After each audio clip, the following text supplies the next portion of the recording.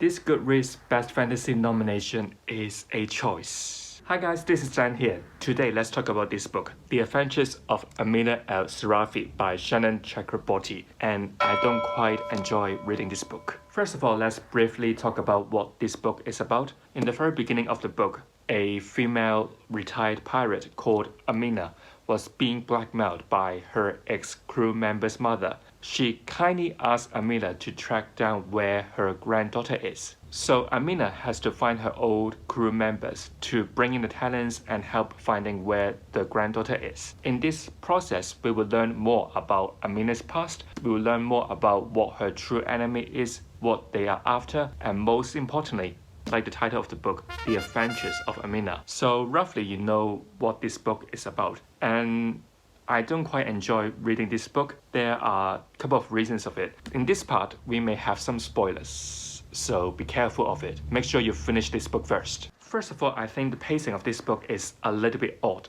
In the first 200 pages of this book, it is actually quite slow. It was just like casual world building, like our Amina was being blackmailed, so she has to set off with this task. Since then, she has to find her old crew members. Let's see how they're doing and explaining what they are good at. After these 200 pages, in case you don't know, this book is roughly 500 pages long. After these 200 pages long of introduction to the crew member, this story really took off. For the following 150 to 200 pages, it is a info dump. There is so much information about politics, religions, history and beef between these crew members, revealing the secrets, what the treasures they are actually after, because they are pirates after all. There is just too much information within this 150-200 pages of content, and you imagine first 200 pages is like casual meetup with her friends. Maybe by the end of this info dump, Amina was meeting some mythical creatures, which I don't quite like it because it feels a little bit sudden to meet this kind of species. For the final resolution nearly to the end of the book, Amina has lost her ship. She was alone with her ex-husband. Losing the ship may seem like the end for Amina, but suddenly there's another pirate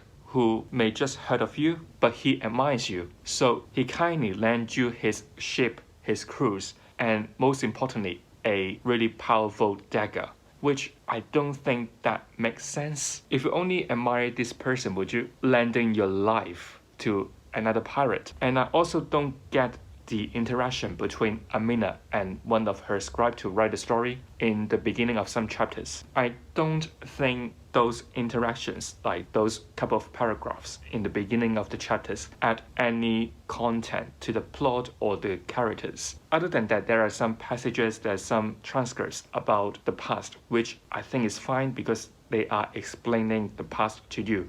But there are also some weird inserts between the chapters. Let's say how to make a sleeping pill with like a whole paragraph of ingredients. Do you really want to know how to make a sleeping pill by those ingredients? Remember, this is not like a YA fantasy book, it is an adult fantasy. So I don't think those humor really get into the adult sense. Amina, like I said so many times in this video, she is a retired pirate, but she also a mother of one. I kind of expect the author would do something more about this special identity because I don't think it is really common to have this kind of main character. But I think this kind of mother-daughter relationship was kind of shallow. When Amina see a kid on the street, I miss my kid. When she sees her friend got a family, I miss my daughter. I am on a pirate ship now. I miss my daughter. This task is risky. I may lose my life. I miss my daughter. So after all of this, I think the love of a mother is a bit one-dimensional, and I feel like the author could do a little bit further, deeper about those emotions, not just I miss my daughter, I really miss her so much. Give me more. Within the crew, I didn't see much of what they are actually capable of. Because Amina can't finish this task on her own, she has to recruit her old friends. They can be good at poison, they may be good at being a leader, they may be good at navigating. But throughout this book, we didn't see much what they can do on the task. They feel like they're just like the tools for Amina to finish her task. And everybody got the same reason why they are on this ship with Amina, because they all miss the adventures with her. Once again, it feels so one-dimensional and repetitive when it comes to the emotions part. I hope that in the future books, these side characters can have a little bit of spotlight on them, because I feel like they could have done a little bit more. So this is how I feel about this book, The Adventures of Amina al-Sirafi by Shannon Chakraborty. Overall, I don't quite enjoy reading this book because I feel like the pacing, the characters are a bit off. Let me know how you feel if you have finished this book, because some of you may love this book. If you have enjoyed today's video, make sure you give it a like. If you don't want to miss any content from me, make sure you subscribe to my channel. I will see you real soon. Goodbye.